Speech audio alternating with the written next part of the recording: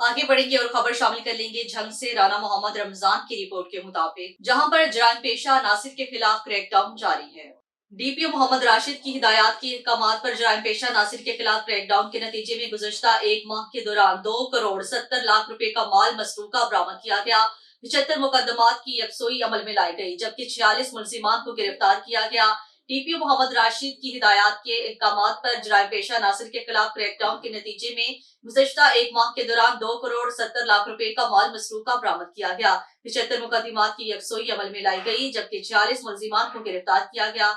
माह फरवरी में बरामद होने वाले माल मसरूका में 2 अदद कार मालियती 55 लाख रुपए, मोटरसाइकिल 44 अदद मालियत 51 लाख रुपए, डीजल बरामदगी 37,000 लीटर मालियती 1 करोड़ 2 लाख रुपए, माल मवेशी मालियती 40 लाख रुपए, नकदी बरामदगी 14 लाख रुपए, रिक्शा मालियती 60,000 रुपए, जबकि दीगर माल मसरूका मालियती 6 लाख रुपए बरामद किया गया। माह फरवरी में 51 इश्तिहारी मुजरिमान और 76 अदालती मफरूरान की गिरफ्तारी अमल में लाई गई।